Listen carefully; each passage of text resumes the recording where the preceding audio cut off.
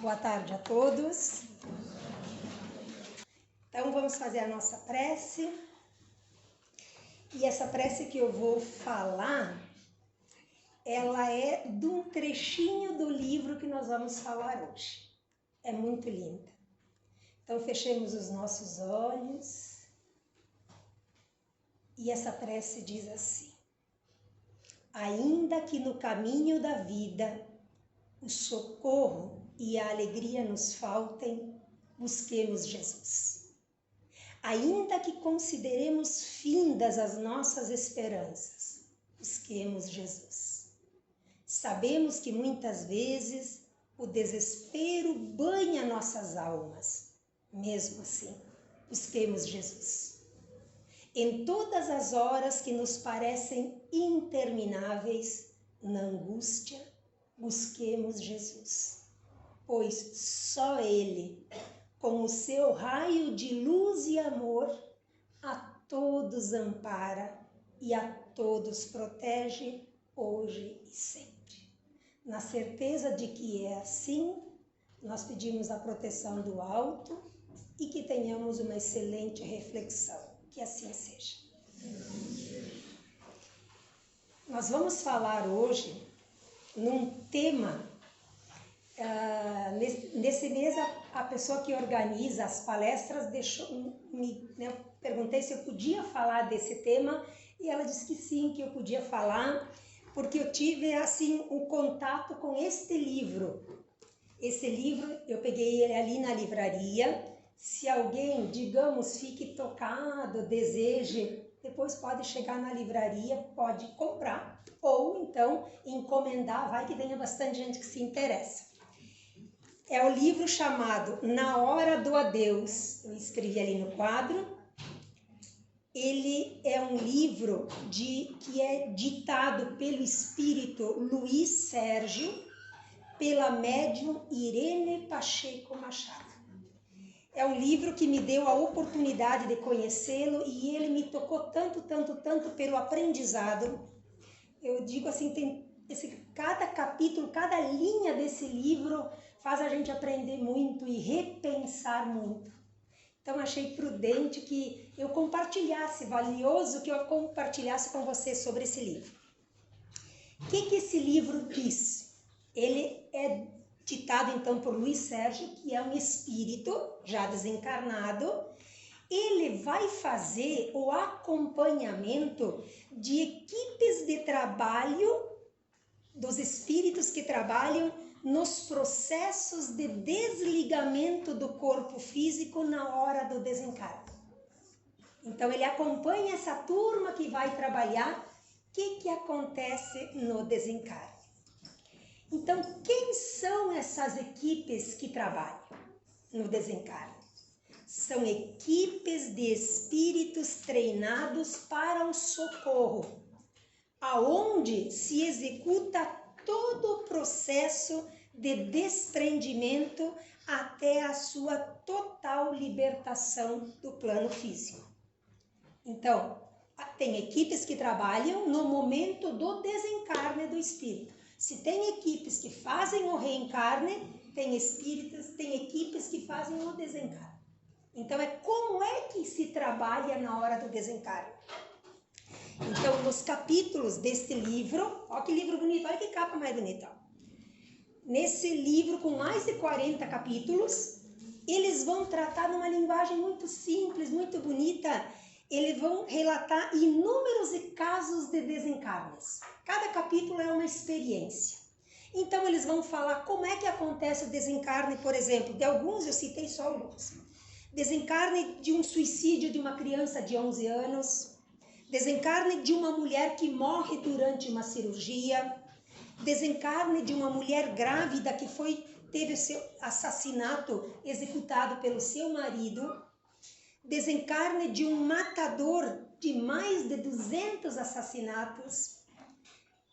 Relata também desencarne de um pai que não era ruim, mas era meio avarento. O desencarne de um espírita. Desencarne de um jovem por overdose. Desencarne também de um espírito que morre, desencarna sereno e tranquilo.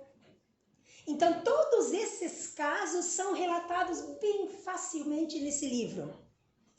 E além de relatar como acontece esse processo de desencarne, ele vai nos orientando como devemos nós proceder diante de um desencarne. Como nós devemos fazer com os bens, com as coisas que ficam de uma pessoa que desencarna? Devemos dar, quando, doar. Ele dá toda uma orientação. Ele fala também, nos orienta sobre o peso, o dano, o prejuízo de termos orgulho, vaidade e apego às coisas materiais. Ele vai relatando assim bem. Ele vai também nos ensinar como consolar a quem sofre a perda de um ente querido.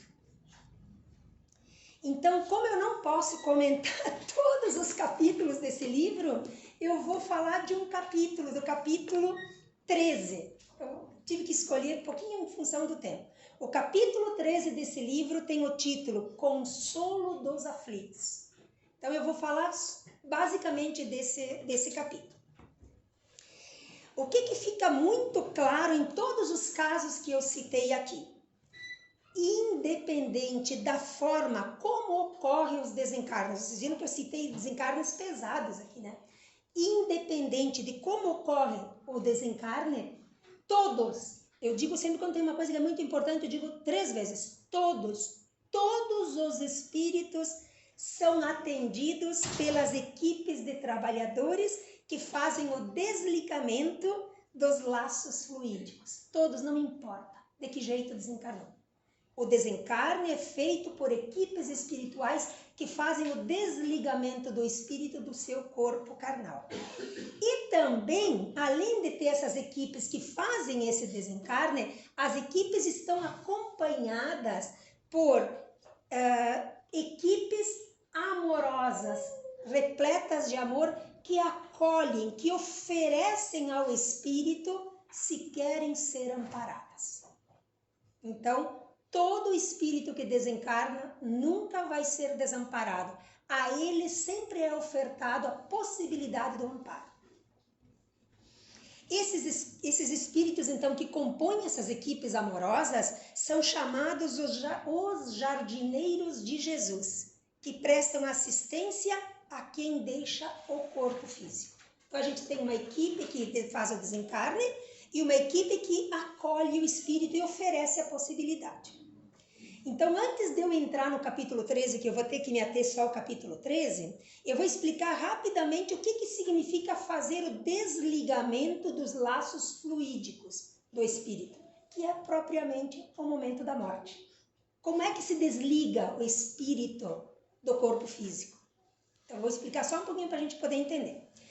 Quando estamos encarnados, o perispírito, o que é o perispírito? É um envoltório invisível que nós não enxergamos com os nossos olhos físicos, que envolve o nosso corpo físico. Ele é como, para mim explicar para vocês, o que é o perispírito? É como se fosse a capa do livro. Ela envolve o livro.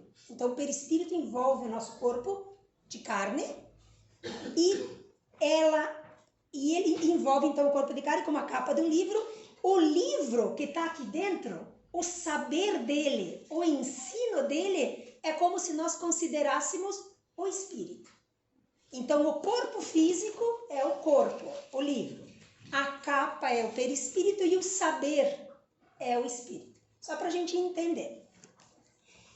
O perispírito, que então é essa capa fluídica, vamos dizer, corpo fluídico que nos envolve, ele serve de intermediário entre o espírito e a matéria.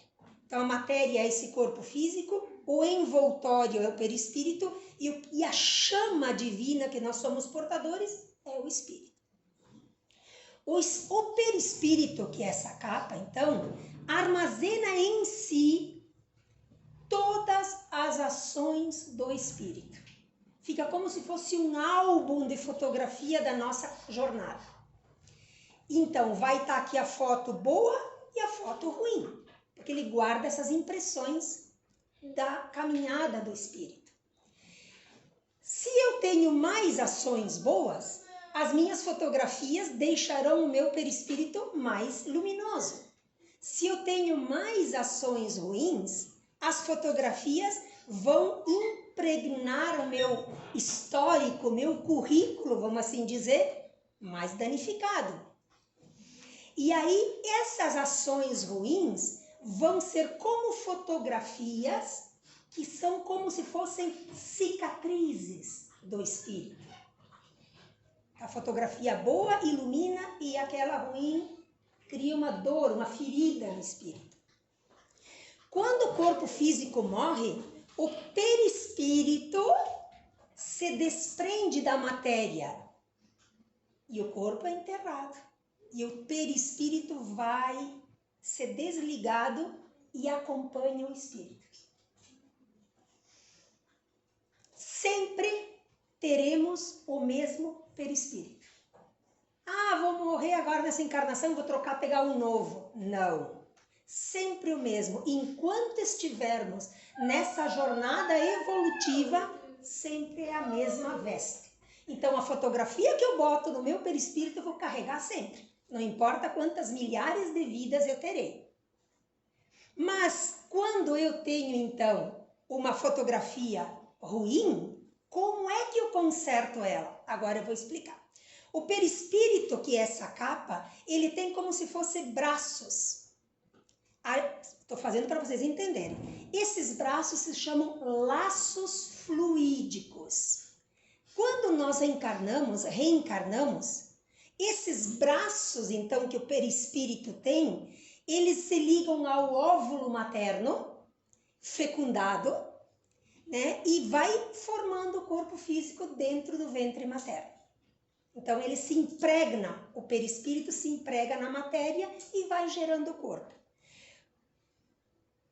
Na medida, como sempre temos o mesmo perispírito, então, as muitas vezes que nós voltaremos, traremos de volta a mesma veste espiritual.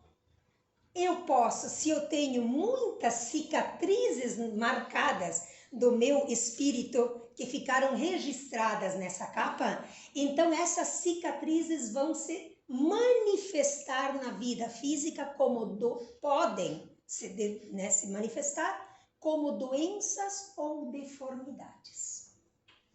Mas à medida que na nossa caminhada a gente vai tendo moralidade, ações no bem, as boas ações vão como que chapeando. Quando um carro bate, vai na chapeação, vai alisando, melhorando a minha capa perispiritual. Então, uma maneira de eu melhorar a minha capa, a minha veste perispiritual é praticando as boas ações. Elas vão limpando, lapidando o meu perispírito e assim o espírito evolui. Se ao reencarnar esses laços se imantam no óvulo materno e geram ser, ao desencarnar é preciso desligar, porque o perispírito se desliga da matéria. Como se liga no nascimento, se desliga da morte. Isso então é ligar é nascer, desligar é morrer. Não importando o modo de como se deu a morte física, a tarefa de desligamento desses laços é sempre feita pelos trabalhadores do bem, que são especialistas nesse desligamento. Esses espíritos, como disse antes, sempre vêm acompanhados de trabalhadores amorosos do bem para fazer o convite para o espírito para o amparo. O que ocorre nesta hora é dado ao espírito desencarnante que ele escolha qual rumo ele quer seguir. Porque o livre-arbítrio é prioridade do espírito. Nem Deus tira o livre-arbítrio de cada um. Então, mesmo nesta hora, é dado a escolher ao espírito se ele quer ir para o amparo ou se ele quer se juntar com as turmas do mal. Então a ninguém é retirado o amparo.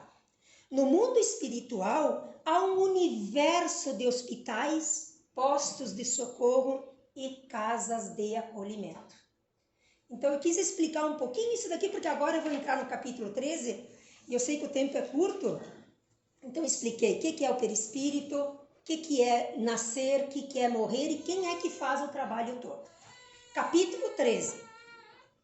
Esse capítulo nos mostra uma equipe entrando na casa de uma mãe que perdeu um filho. Então agora eu vou falar do capítulo 13.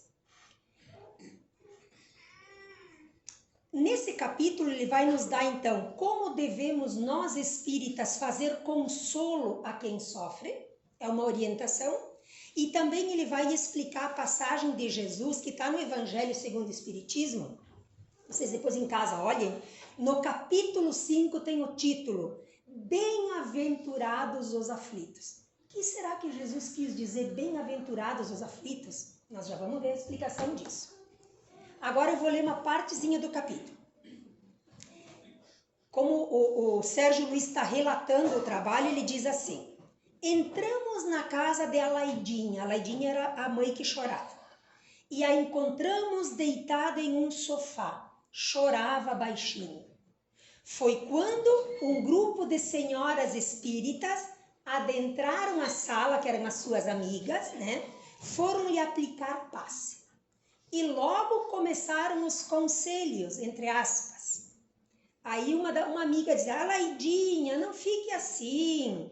Seu filho deve estar sofrendo com o seu comportamento por sua causa. Alaidinha, chorando, respondeu: por favor, não fale isso. Jamais quero prejudicar o meu filho. Eu não consigo me alegrar.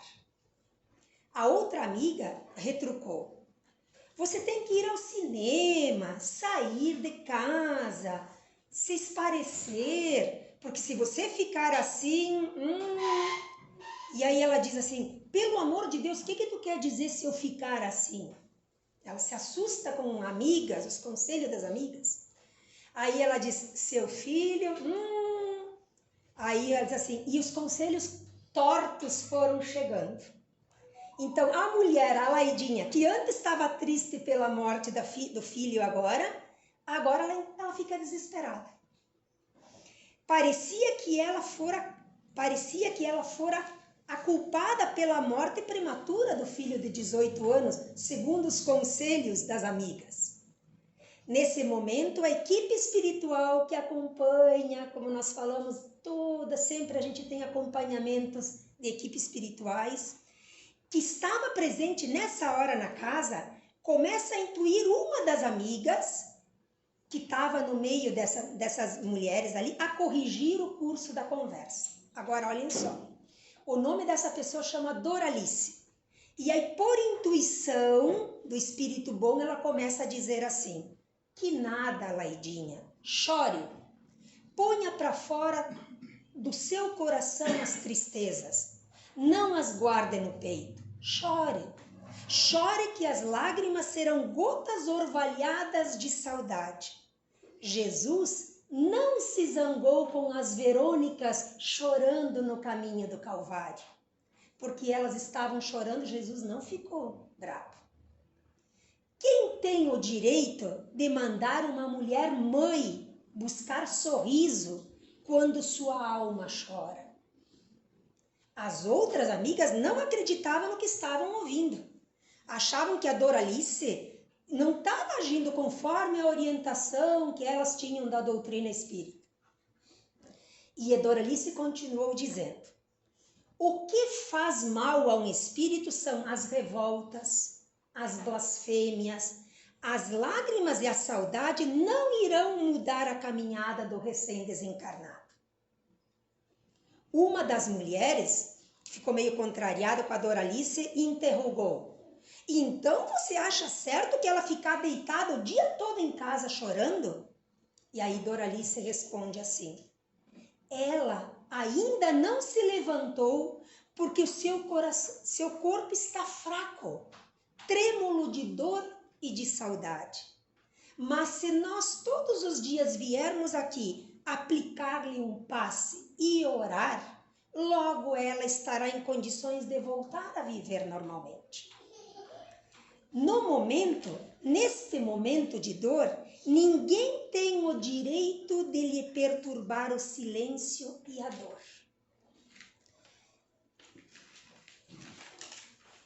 A Laidinha gostou das palavras de Doralice e acentuou: só quem está passando por um momento difícil como o meu pode aconselhar o outro. É fácil mandar alguém parar de chorar. O difícil é ter condições de diminuir a dor do outro. Choro porque sinto muita dor e tristeza. A aflição dilacera o meu coração.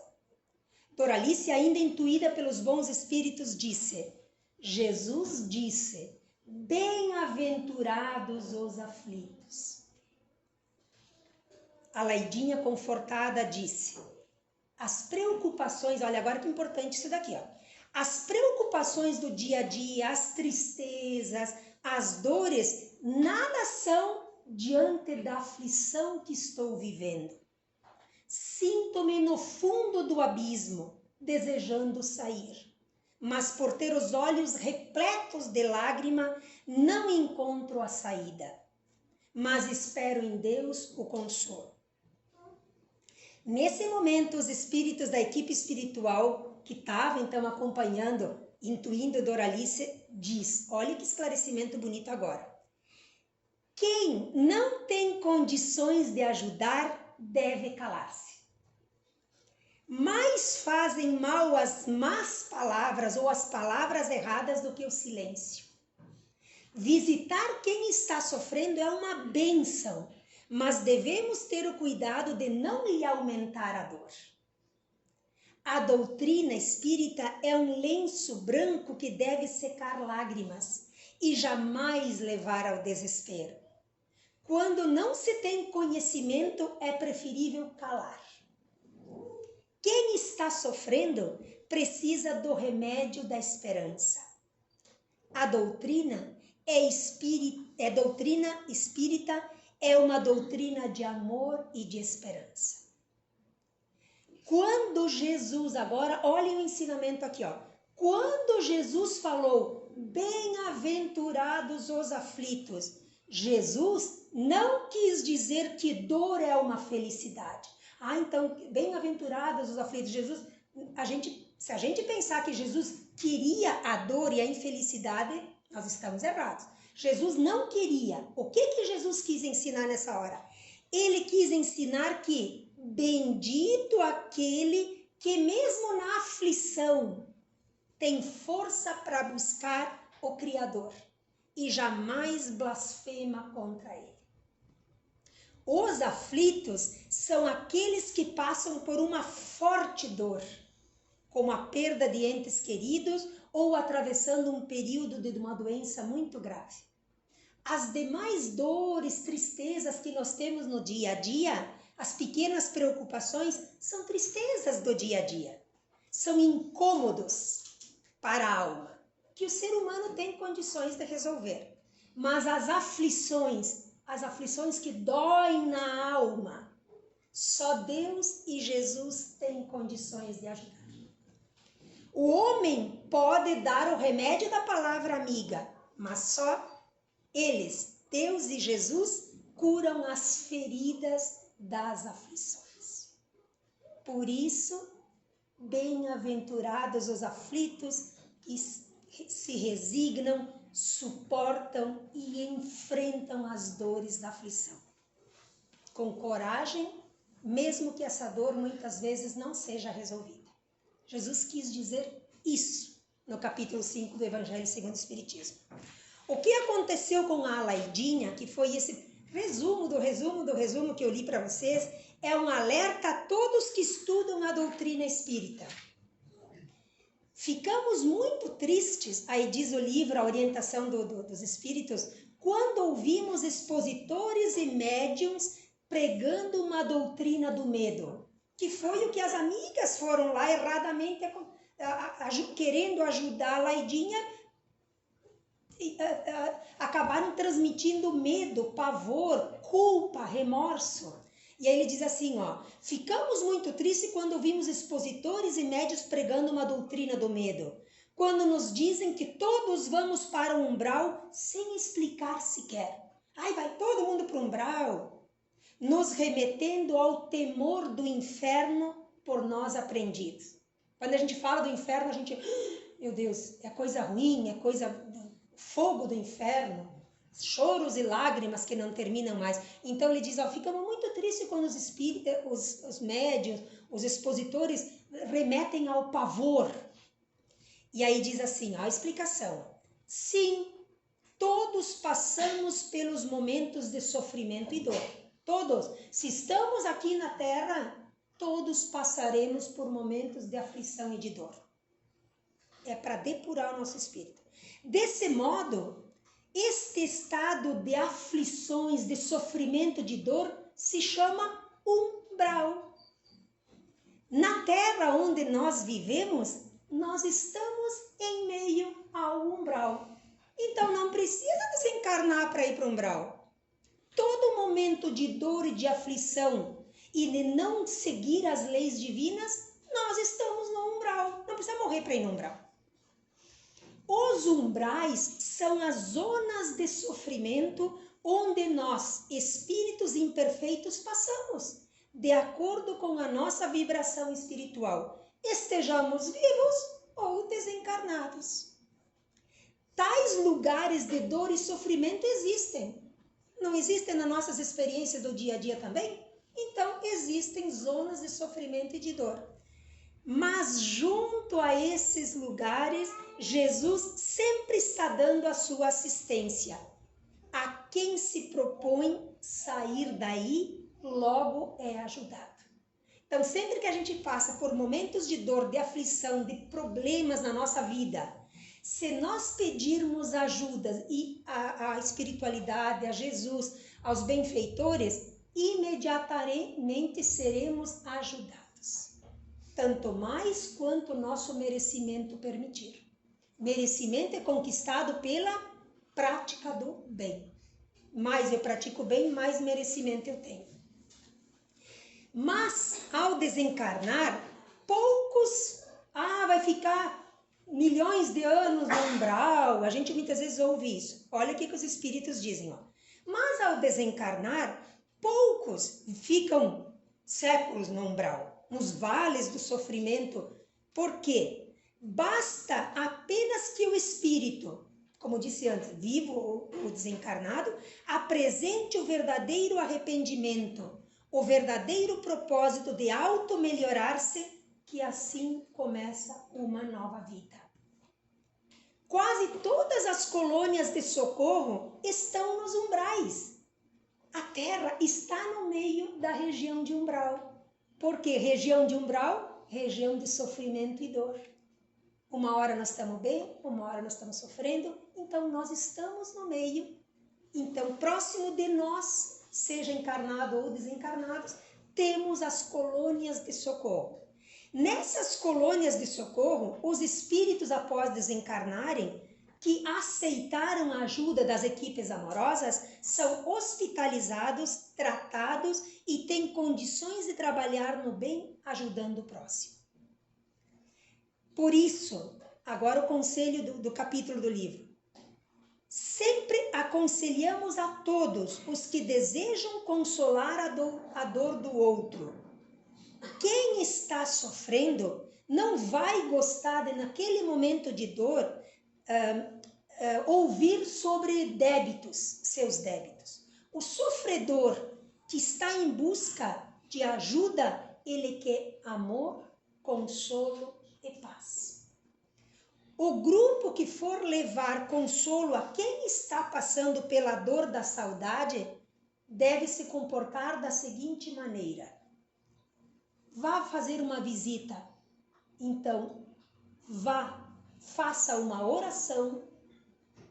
Se tiver disponibilidade e capacidade, se quiser cantar uma música que seja do agrado de quem vai ouvir, de fundo evangélico, ler alguma página de um livro consolador, Jamais emitir opiniões próprias, que só confundem e machucam mais ainda quem já está em dor. Às vezes, falar o menos possível. Quem está sofrendo precisa de amparo. Melhor um forte abraço do que palavras vãs. Tem uma passagem que a gente vê dos casos do Chico Xavier. Ele atendia muito mães que choravam a perda dos seus filhos e buscavam consolo. Quando o Chico via naquelas mães uma dor que não tinha palavras, o que dizer da dor que ele presenciava no coração que chorava, ele abraçava e chorava junto. Nesta hora, um abraço, um consolo é mais valioso do que ficar falando um monte de coisa que a gente estuda e acha que tem capacidade de dizer. Então, essa orientação para quando a gente estiver visitando, tendo contato com pessoas que sofrem, muitas vezes é melhor dizer menos do que dizer mais. Então, esse capítulo foi um capítulo que eu separei a ele, por quê? Para ter essa orientação, para que a gente possa, então, aprender com esse livro. E assim, cada capítulo desse livro, quem quiser ler, quem quiser solicitar na biblioteca, ele é um livro maravilhoso, aonde mostra as diferentes situações de diferentes passagens de dores que as pessoas passam. Então fica o convite de que se alguém quiser, está convidado. Esse livro mereceria muito mais tempo de conversa, mas a gente tem tempo contado, então eu sou obrigada a encerrar. Então, na certeza de que esse estudo, que eu estou, até não concluí o livro ainda, mas eu estou estudando, e fica o convite de se alguém quiser ler o livro, eu tenho certeza que vai ser muito proveitoso. Certo? Então, que tenha valido a pena cada um que veio aqui hoje. Agora, então, eu convido os médiuns para que a gente possa fazer na prece final. Nesse momento, então, tem o passe coletivo. Cada um, nesse momento, receba as energias de que é necessitado. E agora, nessa prece, nós juntamos os nossos corações dizendo assim: Senhor, que o nosso amanhã encontre as flores sorridentes e as eras brilhantes ofertadas pelos bons espíritos. Que o nosso espírito ainda peregrino segure as suas mãos estendidas até nós, para que nos levantemos e sigamos a caminhada terrena com fé, decisão no caminho reto. Ajuda-nos, Senhor, a que busquemos a beleza espiritual de uma nova vida, enquanto estamos caminhando nessa jornada terrena. Assim, no dia em que chegarmos na morada espiritual, que possamos colher os frutos aqui semeados. Então, que cada um nesse momento receba o abraço espiritual das equipes de benfeitores que coordenam o estudo dessa tarde, que trabalha nessa tarde aqui, que possa vos abraçar e nos abraçar a todos naquele abraço de coragem, de fortalecimento e de resignação perante todas as nossas dores. Que tenhamos uma excelente semana, que adentraremos tão logo, e que tenhamos também um ótimo repouso nesse final de semana. Que a luz e a paz seja morada nos nossos corações, que assim seja.